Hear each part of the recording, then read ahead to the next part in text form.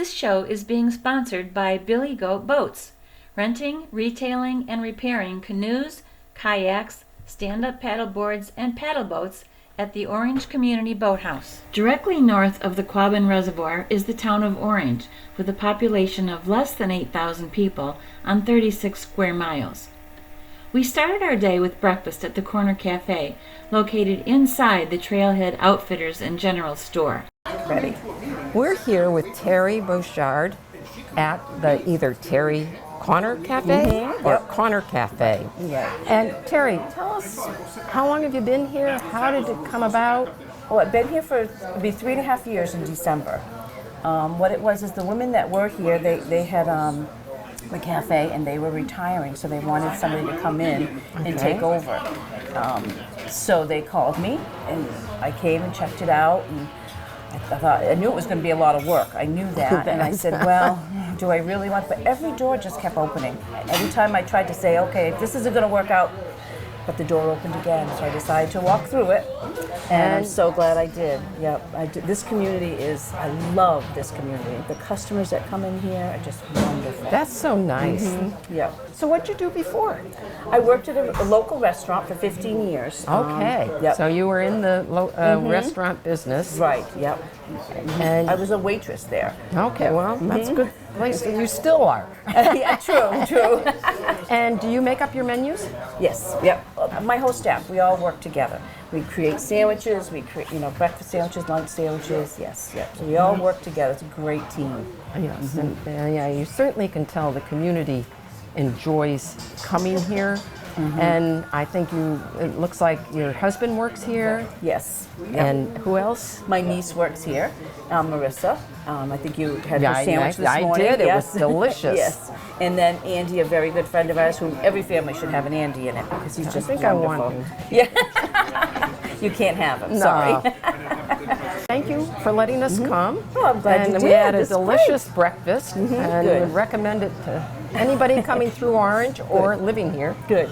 Thank So, you. thank I you. appreciate that. Special sandwich that has bacon, eggs, spinach, cheese on a nice toasted bagel. I don't know if my mouth's big enough. Oh, yes, it is. Oh. It's got a little cream cheese.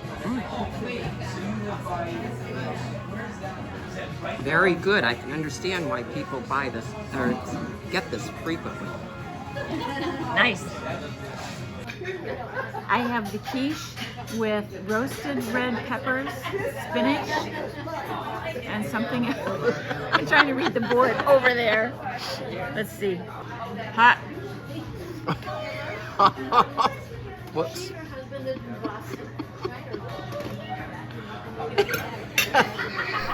Terry's daughter Stephanie owns Trailhead Outfitters. We're here with Stephanie Cook at Trailhead. Stephanie, tell us how long you've been here. I've been here since the first of the year. Yeah, so not all that long. The original owners of Trailhead retired the first of the year, and I took over then. Very good. What do people usually come in for? What's your what do you sell the most of? Mostly hiking, camping, backpacking, all sorts of outdoor gear. But then we have a lot of local foods and general store items and gifty items. So we've got a really good mix of stuff Very good. for everybody. And all ages? Yes, absolutely. We got kid stuff, we got adult stuff, a little bit of everything. We've got a really big sense of community right here, which is probably why we have so much fun. We have a lot of regulars from the town that come in almost every morning, and people that pass through town, they typically always stop here and get something to eat, and so just big feeling of community right in this space. What did you do before this? Oh, that's a good question. I owned a different business in Athol by the name of Scrafty Custom Signs, and we did group DIY workshops. So when the opportunity came up here, I purchased this, and they just happened to have re-renovated the basement downstairs. So my other business gets to come here and go downstairs. That's in the works right now, and then I'll have this up here. So you're going to have So, two businesses. yeah. Wow. Yeah, You're a we'll busy be- yeah, we'll be person. busy. You are busy. Very good.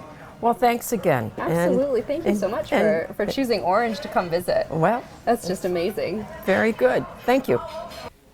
We're here today with Sandy Eklund at the Orange Historical Society. And thank you for being with us today, Sandy. You're welcome. Thank you for visiting us. So, when was Orange first settled? Orange was first settled in 1785. Okay. There was a first small little settlement here in 1734. It was very small, only about 125 people.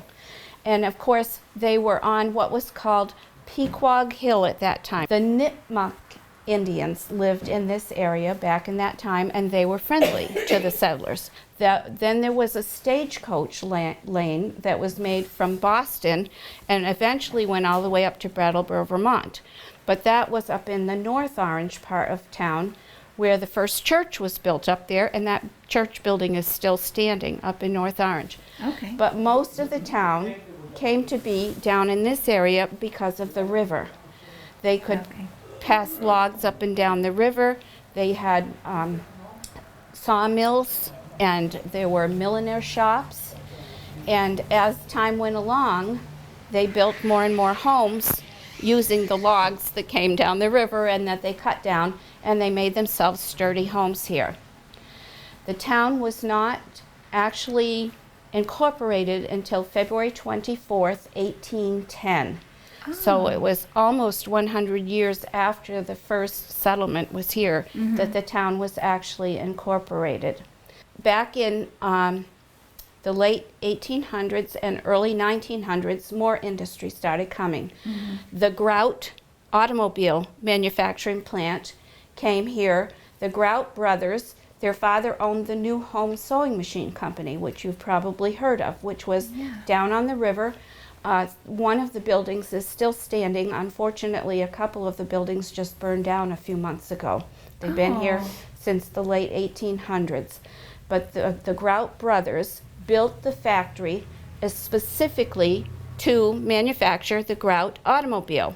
Okay. It was the very first automobile manufacturing plant built in the United States specifically to manufacture automobiles. Wow. Even Henry Ford didn't build a plant for automobiles until later. He was building them out of his own garage. And the New Home Sewing Machine Company, Mr. Stephen French, who owned this house first, he was one of the presidents of the New Home Sewing Machine Company way back in the late 1800s, early 1900s.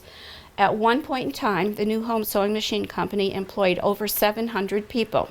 Wow. It that's started amazing. out with one building that manufactured needles, and then other buildings that manufactured the sewing machines.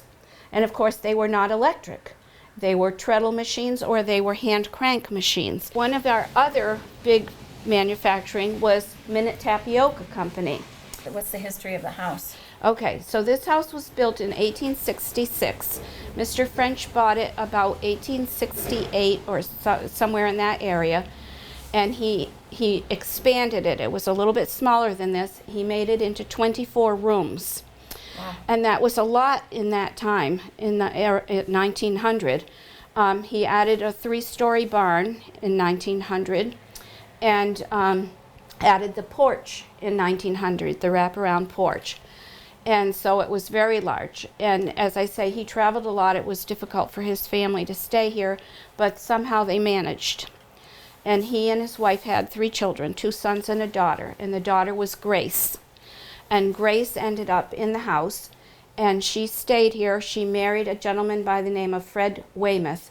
That's why this is now referred to as the French Weymouth House. Oh, okay. And so she stayed here. And her husband stayed in town. They were Universalists, and they were very loyal to their church. And they had 3 children, 3 daughters. And so in the flood of 1936, there was a huge flood here in town. Grace had started a historical society in town on her own, but all the artifacts were stored in the basement of the library, and a lot of them were damaged.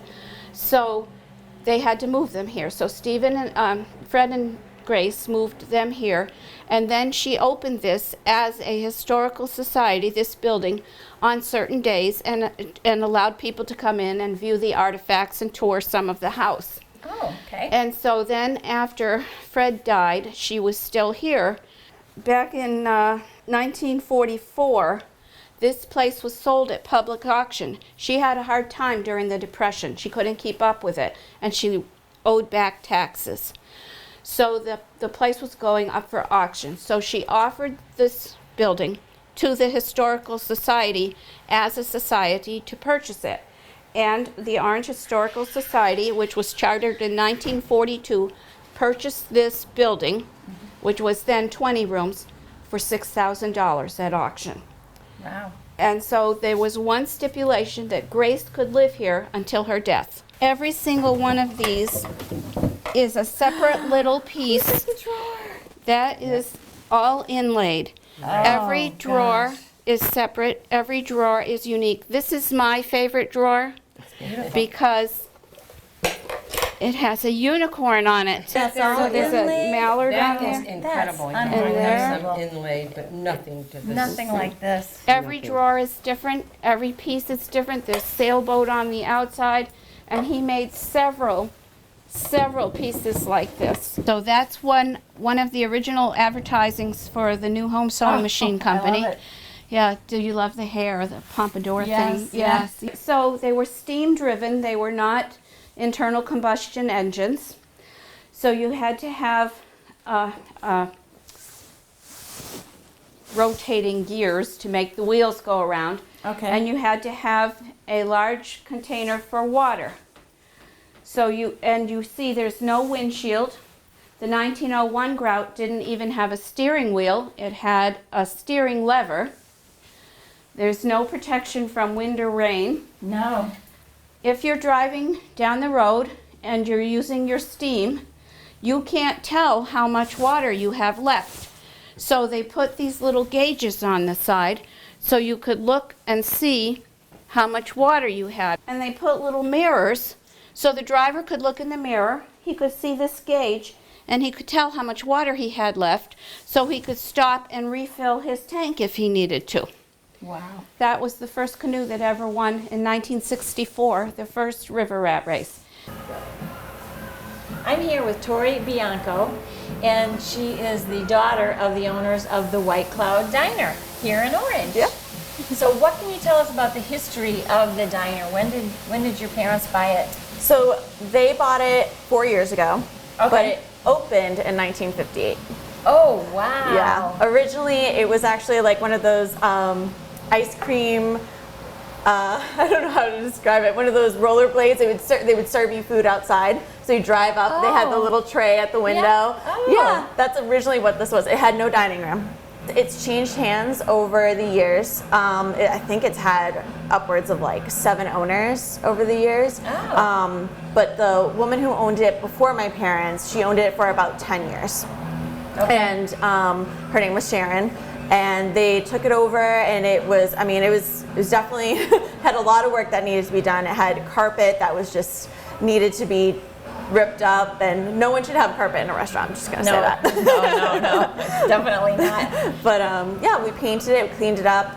It has changed a lot over the course of 4 years, and we have had, such a blessing of our regulars and the new faces that we see every single day.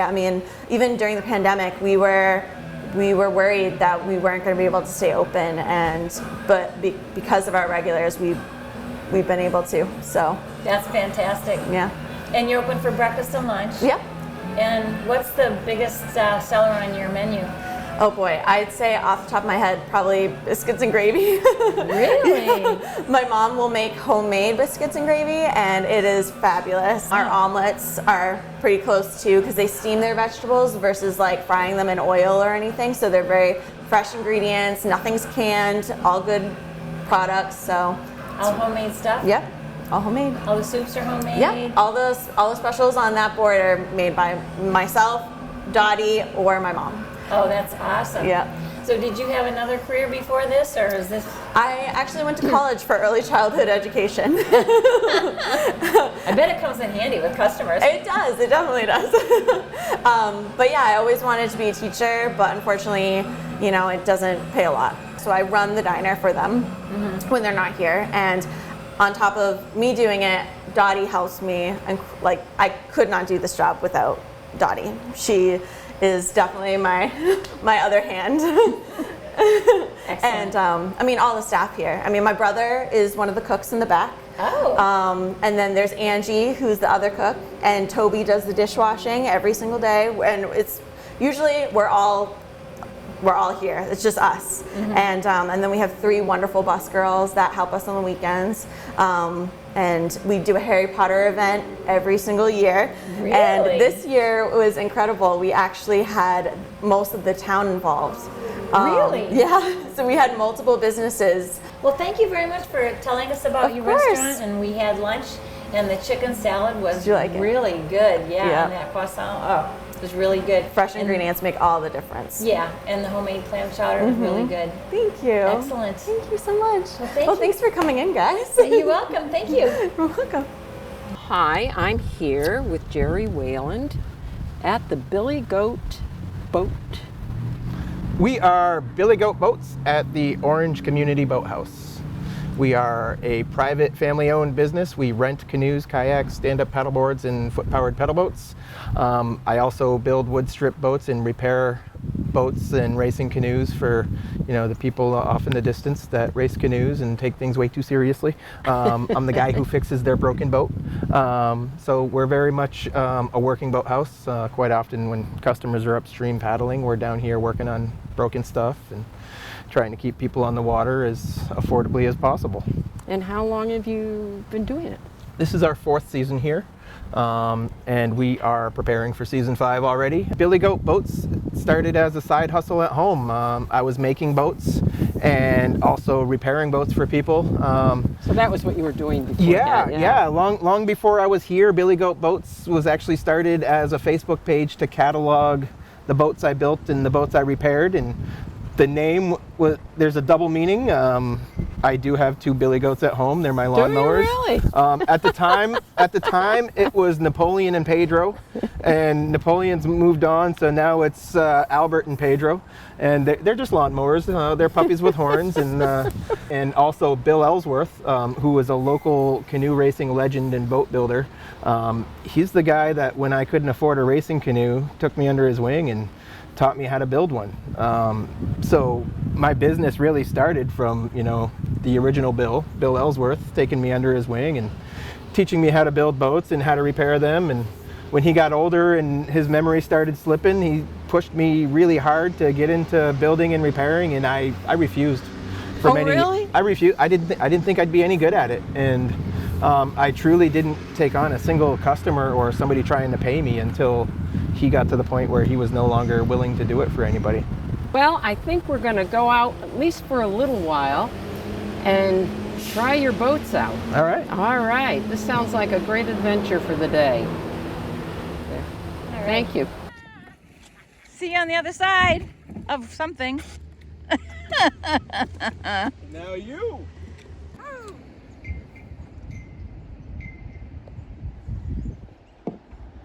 It's getting very pretty around here.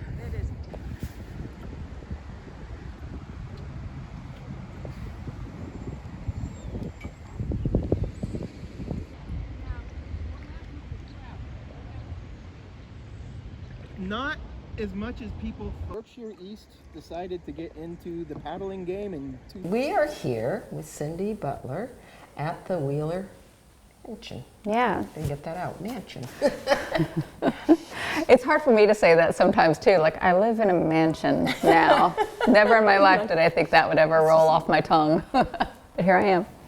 So tell me about this mansion. It was built in 1903 by one of the wealthiest people in the area. He was an industrialist. He was a president of New Home Sewing Machine Company. He was a Freemason.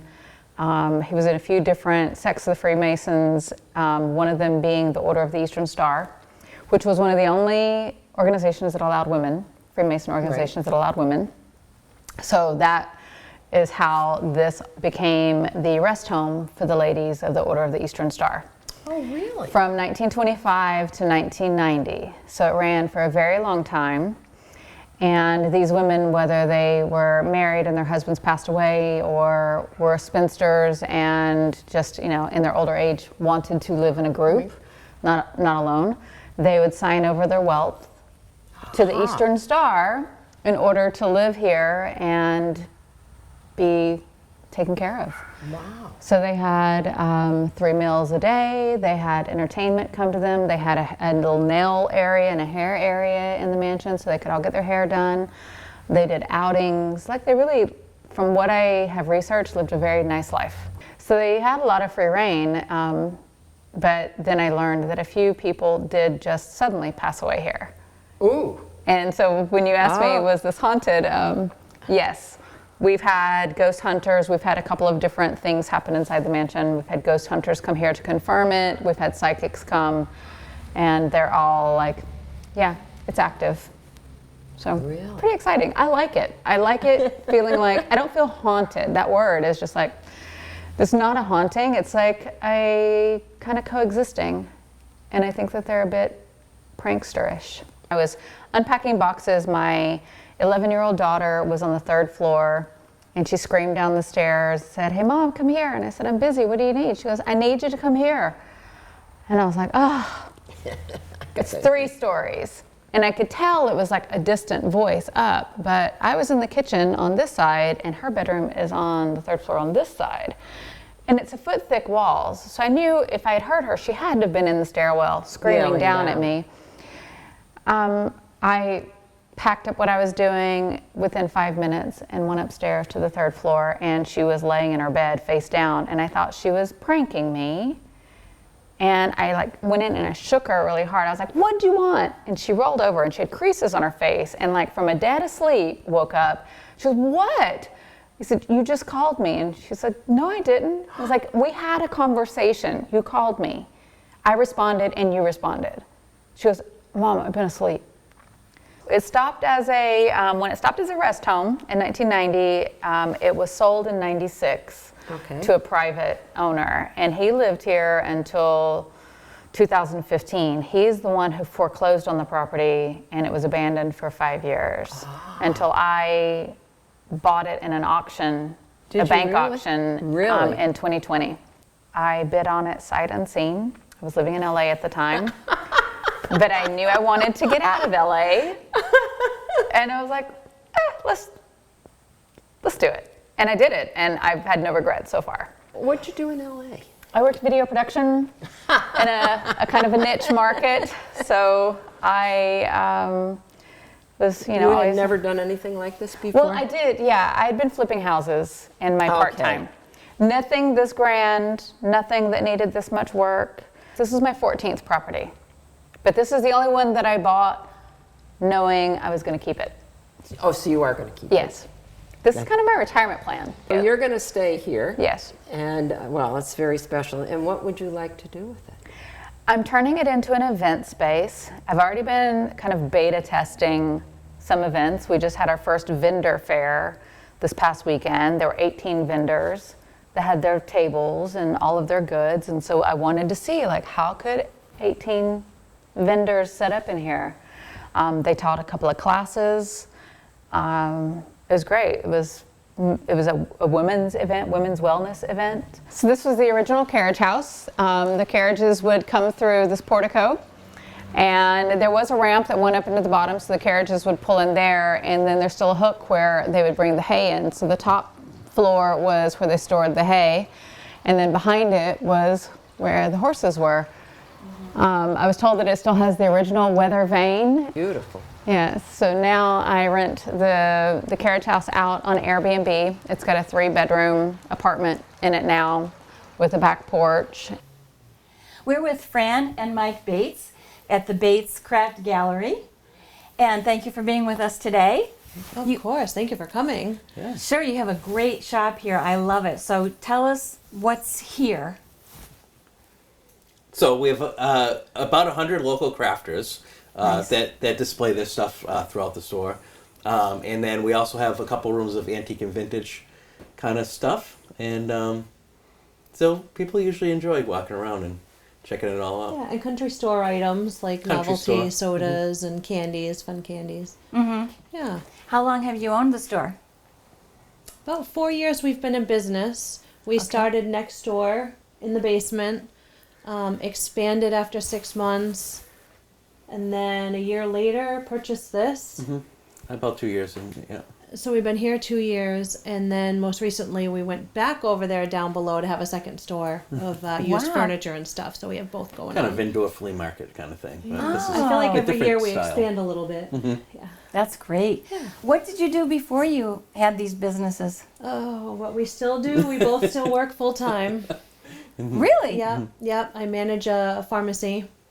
Oh my gosh. Well, the retail part of the pharmacy I manage. Uh-huh. So I do that full time. And I worked 26 years in research, diabetes research mostly, and then now I have a different job. I actually work with DCF kids, and it's kind of has its rewards. And but I do that, and then we do the stores, obviously, and that keeps us busy. Wow. Yeah. So is the store mostly open on weekends then? We do about 3.5 days. Thursday's a short day, and then Friday, Saturday, and Sunday. Okay. Because So- we do both still work full time. Right. That's crazy. Yeah, it keeps us going. There's a wide range of things here. It looks like what are some of your best-selling items? Wood products, sparkly things. Sparkly things for sure. Yeah, anything like trees of life made out of jewels, or Yeah. I mean, we sell everything, Tumblers and cutting mugs, boards, ornaments. yeah, and now we're heading into the holidays, so Everything. everything will be Anything everything will be Christmas. Christmas in this place, and Right. yeah, and we're on our way to setting up our giant Christmas village, which will then be up all year round, and that'll be fun. We'll have about 3 trains going, and so We that'll used be a to lot of have fun. it, and we took it down to expand more crafts, and people really missed it.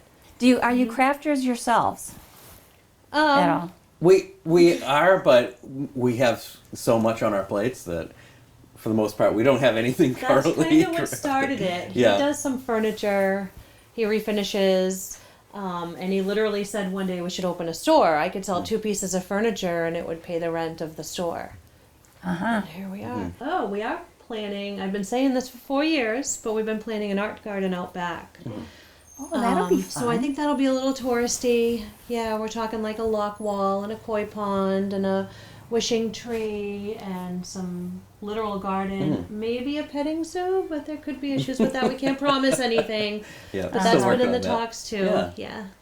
Oh, that sounds like great plans. Yeah. We always try to expand, like every Yeah. year we're expanding in some way, and it's the only way to go. You just got to get bigger. you know, Right. So, Right. so we try to add things that are interesting. Make it fun to come here. So. Well, thank you so much for talking to us, and can't thank wait to you. look around the store. Thank you. I hope you Awesome. love it. Let us know if you have any questions. Yeah. Sure thing. All right. Awesome. Thank you. Great. We ended our day at Topsy's Wings and Things, intending to just have ice cream for dinner. But when the staff spotted the 2 grannies, they came over with some of their delicious chicken, and we couldn't help ourselves. Pumpkin praline ice cream Whoa. for dinner. Ooh, quiet. It's really pumpkin-y. Really, really good. Good. I can't wait to try it. What you eating? Chicken. From? Topsy's. And it's delicious. Fried and all. Yum. Yum, yum. Nice.